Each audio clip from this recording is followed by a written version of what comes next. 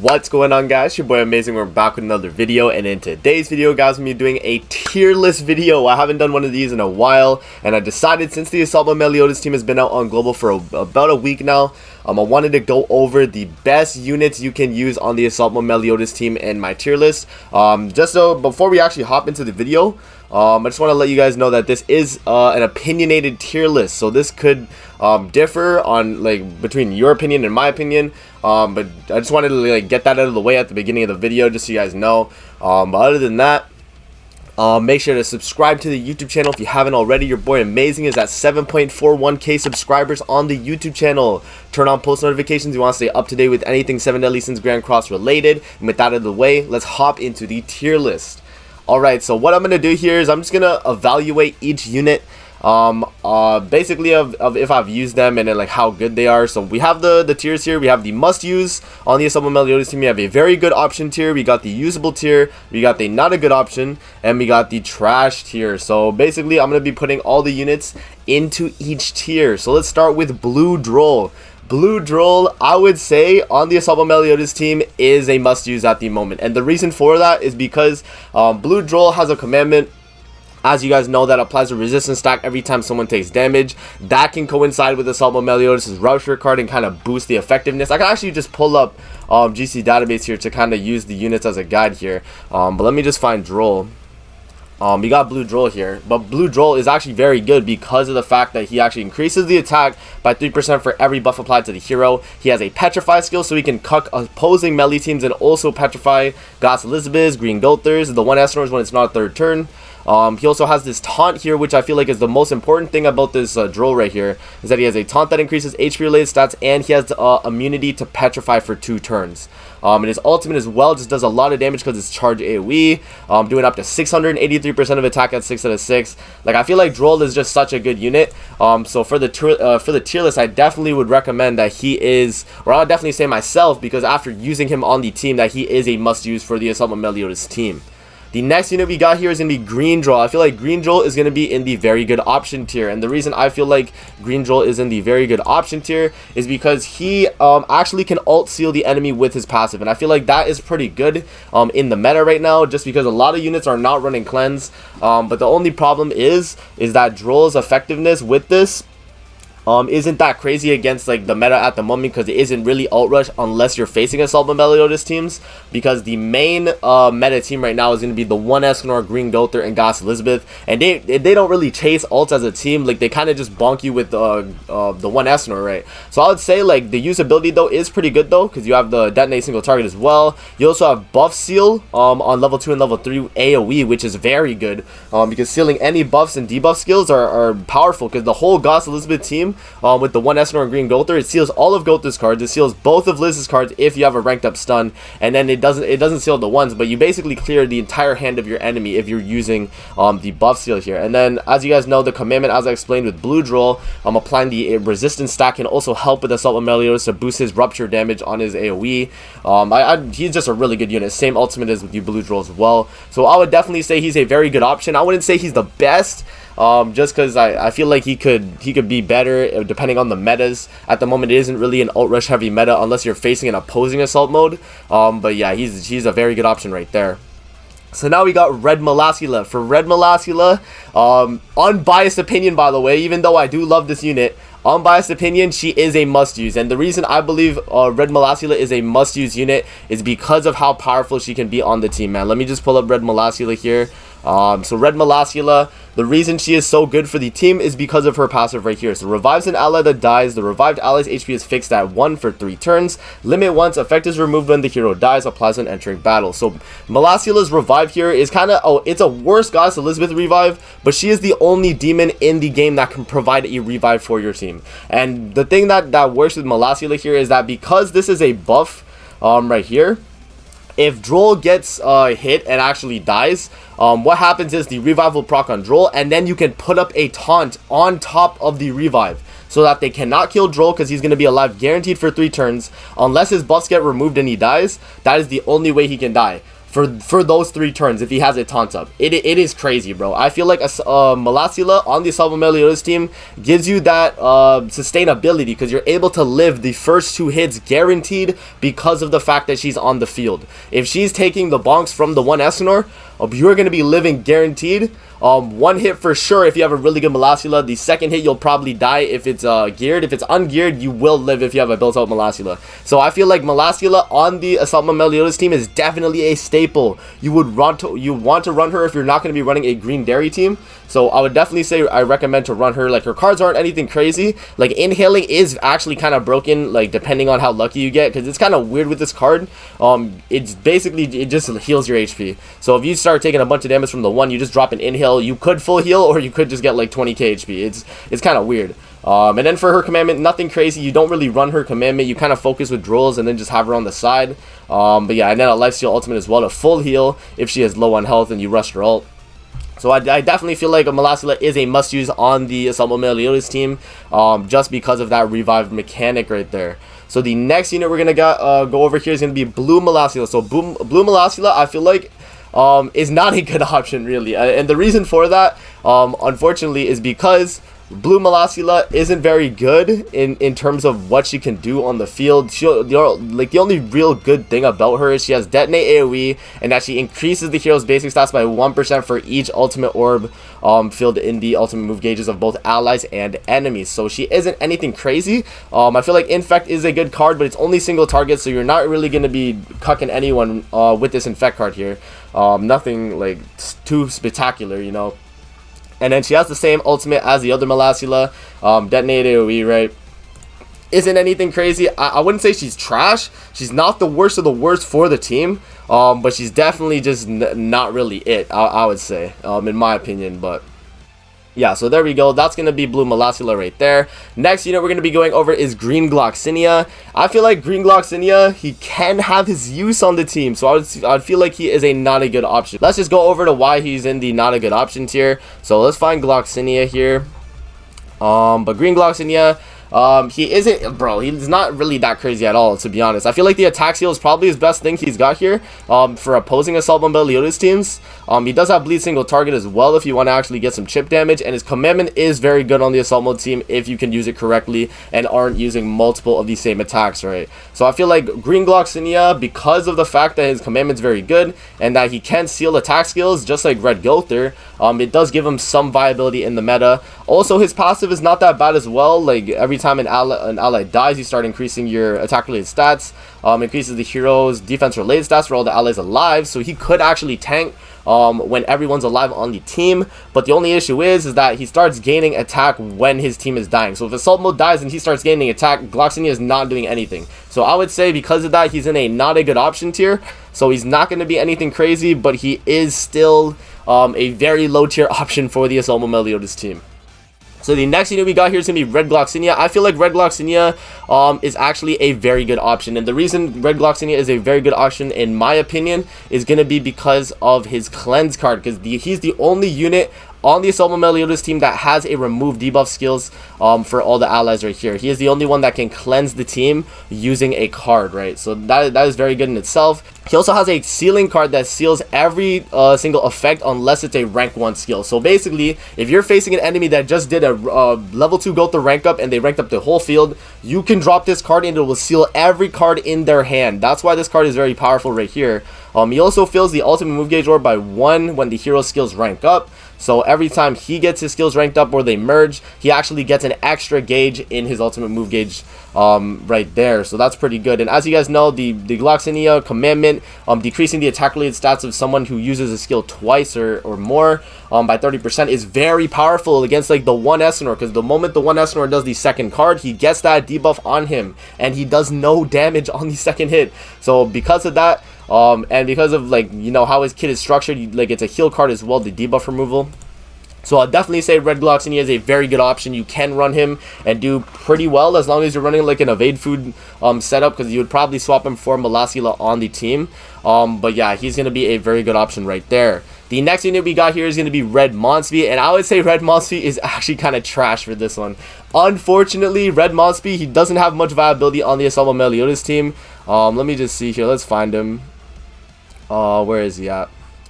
Monspeed, here we go. So for Red Monspeed, he's not anything crazy. He first passive, he decreases the damage taken from ultimate moves. So I guess he could tank Assault Mode ult, I guess. He has Fill Gauge on his first card here, and then he has AoE Weak Point on his second card. But the only thing is, he can work with the Assault Mode Meliodas team because of Weak Point AoE here. But he isn't going to be doing any crazy damage, and his ultimate is also kind of like bad, really.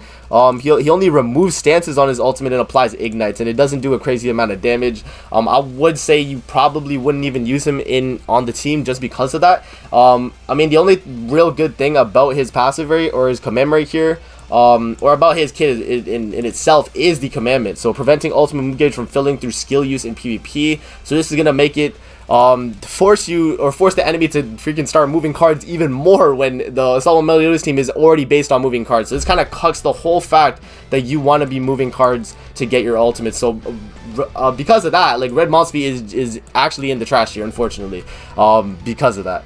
So next unit we got here is going to be Red Derriere. I feel like Red Derriere has a usable place on the Assault Meliodas team, and the reason for that is because she's just a decent unit overall. Derriere has also always been like a decent unit in the meta, nothing crazy. And because of the Assault Meliodas team, she does have some viability in that she can apply the basic stat increase right here and get evasion. Her commandment is actually very good for PvP against Assault Mode teams because of this actually nerfing the Assault Mode ult because it is a ranged skill. So we're actually nerfing any ranged skill that the Assault Mode team uses, or like Goddess Elizabeth or Green Gold to Dissolve. Any effect like that will be lowered by 35% because of Derriere's commandment, right? But this also does cuck your side because it is a commandment, so you have to take that into account. But Derriere can be a pretty good threat right here if you start stacking up the stacks. You get the basic stat increase and the evasion, so you can dodge attacks. You have the swipe right here. She's increasing attack every turn. And then she has the Amplify ultimate to just nuke anyone she feels. So she's not bad. She definitely has her use on the team, but she isn't going to be like a very good option or anything like that. She just is usable, so you can actually use her on the team, and you would do decently fine, but nothing crazy in that sort, right? The next unit we're going to be going over is going to be Green Derriere. So Green Derriere, I would say, is going to be in the must-use tier. And the reason I feel like Green Derriere is in the must-use tier is because of how she changes the whole concept of the Assault Meliodas team. She forces the enemy to attack you with her passive here. No enemies can fill ultimate move gauge by moving skills. Applies when entering battle. The only way the enemy can gain ultimate move gauge is going to be by actually attacking. And whenever you face an Assault Meliodas team, they are forced to start moving cards because they don't want to damage you and buff up your Assault melee. So because of that, Green Derriere becomes a really good unit in that she also has gauge reduction, which is very good. The same card as Green Merlin, if you guys have used her. Green Merlin, like single target gauge reduction card, very good. And then she also has Fill Gauge on her second card, AoE, which you can actually use this skill, and then that's going to apply the resistance stacks if you're running Derriere Withdrawal, and then you can drop the Rupture card as well. So that's just some synergy right there that you can apply. Also, if you want to actually run Derriere's commandment, not bad as well with the range skills. And overall, I just feel like Green Derriere is a very good option for the team, and honestly is a must-use unit for the team if you want to actually counter other Assault Meliodas teams. Because if you, by default, if you're running Green Derriere and you face the Droll Malacia team, you instantly win because you can move cards, but the enemy can't, so they cannot get their ultimate and attack you. So that's basically that. Like, the Green Derriere is a staple on the team if you don't have Malacia built out, but you have like Droll. You can run Derriere with Blue Droll here and Assault Meliodas and do like very good. You just got to run that evade food so you don't get bonked turn 1, but other than that, she will be a must-use for the Assault Meliodas team. The next unit we're going to be going over is going to be Blue Derry. So if you actually just pull up Blue Derry here, Blue Derry is I would say, like, if we're going to put her on the tier right here, I would put her in the very good option tier. And the reason I feel like she's in the very good option tier is going to be because of her passive here. So she increases basic stats by 10% up to 3 times when the hero takes damage from skills, applies an ultimate move disable effect on the enemies for 2 turns at a maximum stack. So basically, the moment Derriere gets hit 3 times, increasing her basic stats right here, she's going to apply the ultimate move disable effect on all of the enemies for 2 turns, which is very powerful. And then another thing to note about Blue Derriere's kit is that she has remove buff on rank 1. So this can affect basically every unit in PvP right now. This cucks opposing Assault Meliodas teams. It cucks Matronity and Taunt. It cucks it cucks resistance stacks on a unit, it cucks Liz Shield, it literally cucks any buff that you use. Blue Derriere can remove now, which is very powerful in itself. And then her taunt right here, I feel like this taunt was super underrated on release. People don't understand how good it is to be immune to stun, because the only unit that actually does a stun in PvP is Goddess Elizabeth, and everyone is using her. So having the fact that you're able to be immune to stun is going to be very good on the Assault with Meliodas team, man. You're going to be chilling, you're not going to be stunned, you're going to put the taunt up, and you're going to be tanking as well, because you're increasing defense related stats by 30%. So very good card right here. Oh, having the remove buffs as well, very good. And because this is a buff card as well, it actually does coincide with having an amplify ultimate for Derriere as well. So I feel like she is going to be in the very good option tier. She's not going to be better than Green Derriere, because Green Derriere kind of forces the enemy to play the game and not move cards. But she definitely is a very good option and can be run with like Green Droll, Assault Melee, and that team can actually work very good as well if you want to kind of cuck alt rush but without using Green Derry. So that's Blue Derriere right there. The next unit we're going to be going over is going to be Green Monspeed. So Green Monspeed, I would say Green Monspeed is probably going to be in the lower tiers, unfortunately. Let's actually just pull up Monspeed here. Where is he going to be? Oh, here, he's down over here. Let's go over Green Monspeed right here. So Green Monspeed, the reason I would say he has a viability is because of his single target weak point. That's going to do a lot of damage. And if you also like run like Red Malacia commandment, or if you want with Monspeed and then Assault with Meliodas, that can actually work as well. But because like of like his entire kit and everything, I would just say he's not a good option. He can work though if you want to like cuck the opposing enemy, because his commandment prevents you from filling gauge through skill use in PvP. So if you want to use Green Monspeed and Green Derriere on the same team, you can make it so the enemy cannot gain gauge at all. The only way they would be able to gain gauge is by actually merging a card for just one gauge. So it is very powerful right here, in that they could do that. He also has a delete card and a gauge reduction skill, which is very good as well, because it's able to just delete the enemy skills, because if they have like the one influx, you could delete it, and you could also remove his gauge so he doesn't get his ultimate, which is kind of powerful right there. And then he also increases the hero's damage dealt by 100% when attacking ignited enemies. So if you're running him with Malacia, it can actually work decently well. Right there. And then he also applies ignites himself on his ultimate, so not bad, but he's not going to be anything crazy on the team. I wouldn't say he's a staple or anything like that, but he is in the not a good option tier. So the next unit we're going to be going over is going to be Blue Gallant. I would say Blue Gallant is going to be in the not a good option tier, and the reason Blue Gallant is not going to be usable that well on the team is because of just his kit isn't anything crazy right here. Like, let's just open up Gallant here.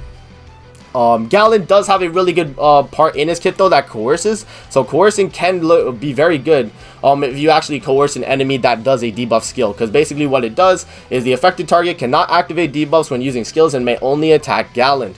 Another thing as well is that he petrifies allies or enemies who use rank up and rank down skills for 2 turns. So actually no, if anything, I might actually bump up Gallant up to usable actually, after thinking about it, because that is a really powerful passive right here, coercing, because you can make it, you could coerce the Green Gother on the enemy team. They cannot dissolve you, you can rush ultimate, they also cannot rank up, so you kind of cuck the, you bait like Blue Gallant completely cucks Green Gother. It's kind of crazy how powerful that is. And then he has an ultimate here that increases basic stats just like Assault Melee, but it is single target, and when he uses this, he does a lot of damage on his amplified skills, so he can actually have use in that. The only thing about Blue Gallant's kit that kind of sucks is going to be his bleed card, because it does not have really high multipliers here. But other than that, yeah, I would say he's in the usable tier. I feel like that's a fair spot right there. Shout out to Sora too. We gotta, you know, give my boy Sora some shine here with the Gallant. But yeah, I'd say he's probably going to be in the usable tier right there. Let's go over Red Gallant now as well. Let's actually just go over Red Gallant. Red Gallant, he's not anything crazy. He would only really work like on like a mono red assault mode team, but he probably would be good on one of those. But I wouldn't say he's gonna be better than the Blue Gallant, just because Blue Gallant has the coerce and then also his commandment that kind of coincides, because they do have the same commandment, but Blue Gallant's gonna be more effective because of coerce as well. So I would just say because of that, he's just gonna be in the not a good option tier, but he can be run well on like a full red unit team for the Assault with Meliodas team if you want to try something like that. So that's not a bad option right there. But you know, he's definitely better than Red Monspeed for this team. So There we go. And then the next unit we're going to be going over is going to be Redzelda. I feel like Redzelda is going to be a must-use on the team. And the reason for running Redzelda as a must-use is because of how powerful he can be as a backline unit, not even as a main unit on the team. If we go down to Zeldas here, let's open up Zeldas. Redzelda here is a backline unit because of how he buffs the team, in that he increases allies' basic stats by 6% for each ally or enemy with a commandment. So he's going to be buffing the whole team by about 18% because it only applies on the units on the field, right? So that's going to be pretty broken right there, not including the enemy as well. So just very good, increasing all your basic stats for the commandments. And then he also depletes ultimate move gauge if he does come out, so that can kind of cuck an ult rush strategy against you. He also has seal recovery if someone decides to use like a blue king or something in PvP, which isn't very common nowadays, but can still come in clutch in very certain different scenarios, right?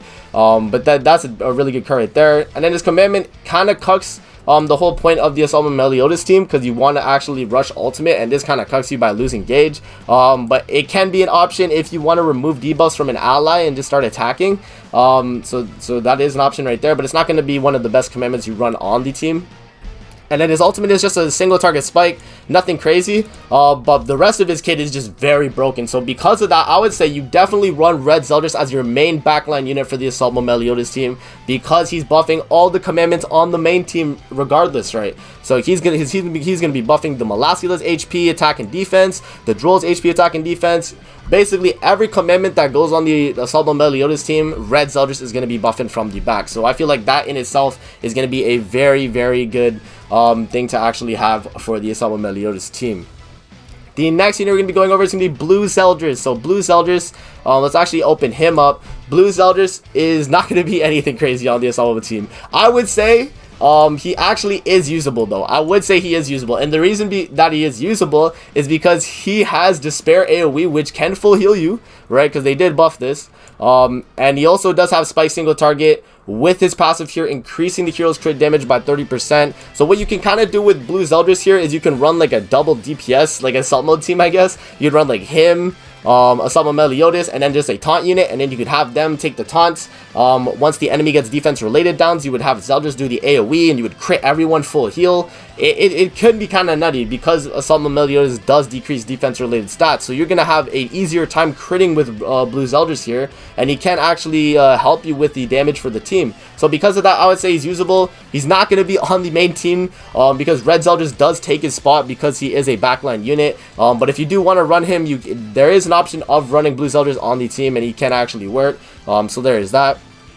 But yeah, there's actually one unit I forgot to mention for this video, and that's actually Death Pierce. Death Pierce, I would probably say though, is going to be in the usable tier as a backline unit, because Death Pierce can be run in the back for that team that I was explaining, the Bluezelda and Assault mode team. So just add Death Pierce in here. I guess I'll just like edit in a Death Pierce here just for like the memes, and then we'll move on. But Death Pierce will go in the usable tier.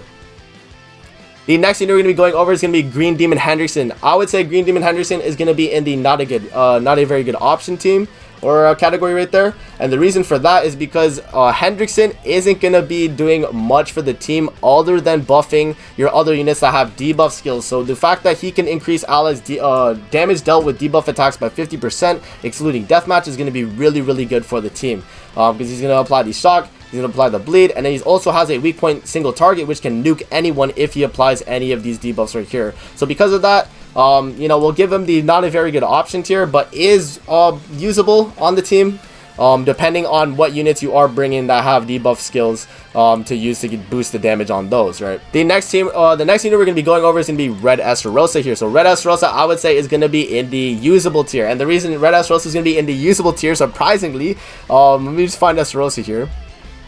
Red Esterrosa is going to be in the usable tier because he actually has Code Destruction, and Code Destruction can do a lot of damage, especially when a Meliodas is applying a bunch of defense related downs on the enemy. He does increase the damage dealt by 20% per debuff on the target, and that's just going to do a lot of damage when you start stacking up then defense related downs, and then you drop the Code Destruction. It's going to do a lot of damage right there. He can also seal recovery if you are facing someone that's running a cleanse unit, and he also on his ultimate can stop you for one turn because it won't let you attack that turn as his ultimate is a full counter. So he's going to be able to hit you if you attack that turn, and he's going to nullify your entire hand as long as you attacked Esterrosa here when he has his ultimate up.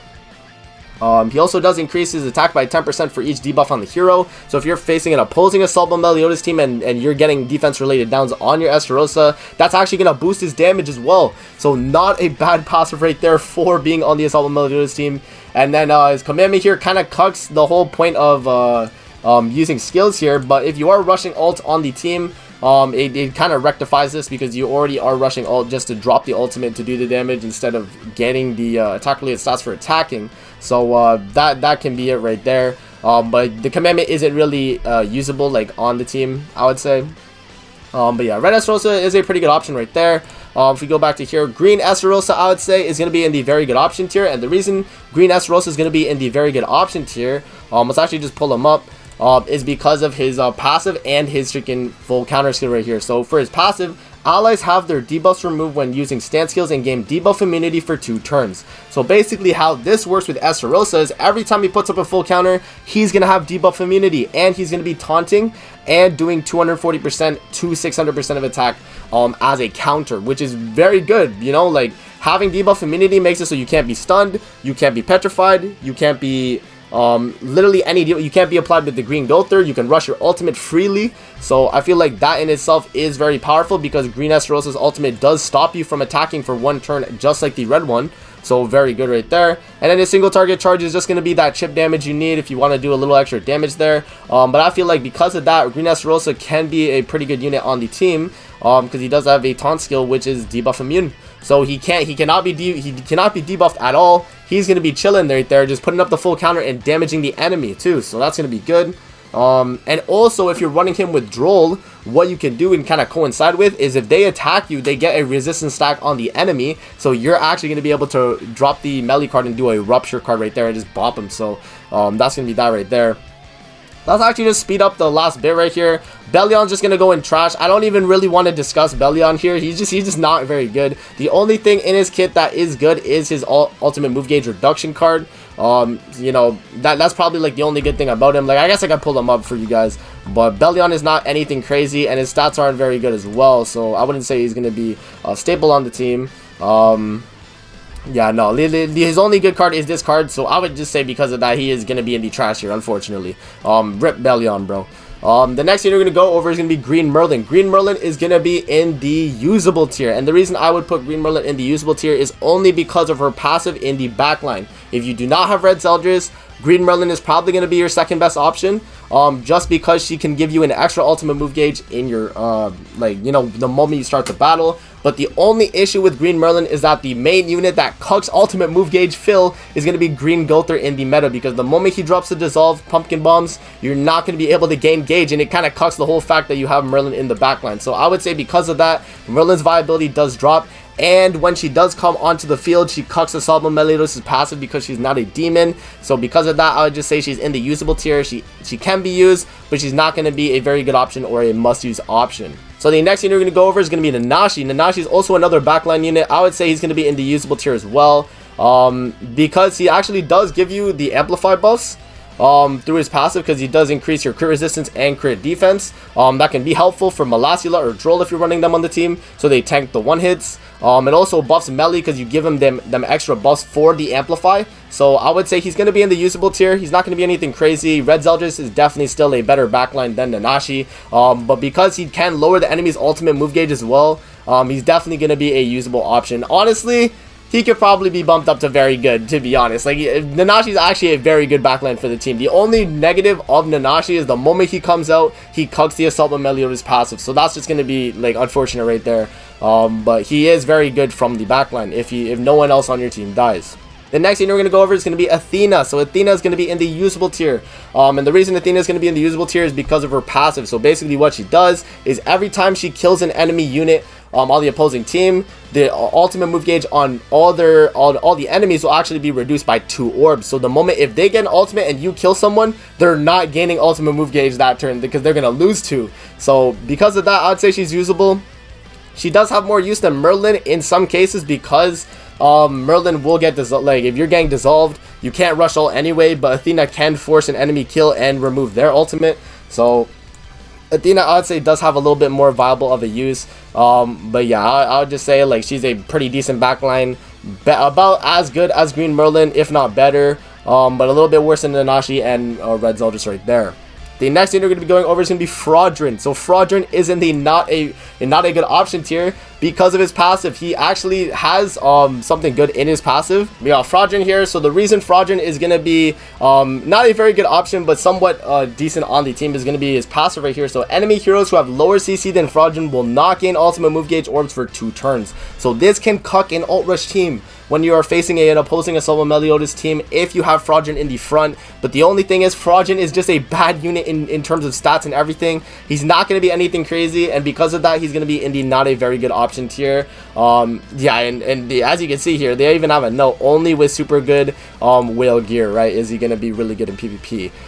But he's not going to be anything crazy because of that, so we're just going to put him in the not a very good option tier. And the final unit we have for the Assault Meliodas tier list, which has been going on right now for a while, appreciate you guys staying for the entire video. But we have Blue Fraudrin here. Blue Fraudrin is going to be in the not a good option. Actually, I'd say probably usable. Because the thing is with Blue Fraudrin, you can actually kind of cheese with Blue Fraudrin if you have him at level 1, and he dies. When the hero dies, he's going to remove buffs or remove debuffs from all allies and fill the ultimate move gauge to max. So this can be like super beneficial if you're running like Fraudrin and then you have Red Malacia from the back. You would actually, like, your Fraudrin would die, you would have Droll on the team as well, right? And then Malacia would come out, you would have all your like ultimate move gauge on both Droll and Assault Melee, and you would drop ultimates with them, and then it's just a wrap. So like, having this passive right here is the most important thing about Fraudrin. Other than that, he's just not good. He's just like the other Fraudrin. He's only good because of his passive, but his is definitely better than Green Fraudrin if you want to go for some like ult rush shenanigans right there, because it does actually cut Green Gilther dissolve, because the moment he dies, he cleanses the whole team. So if they do drop the pumpkin bombs, he's going to cleanse the whole team, give you max gauge, and you drop the Assault Meliodas ult, and it's a wrap. So let me know what you guys think about the tier list in the comment section below. I hope you guys enjoyed. Don't forget to like, comment, subscribe as always. And if you guys want to see more videos like this, definitely let me know in the comment section below. And I'm going to see you guys in the next video. Peace out and have a great rest of your day.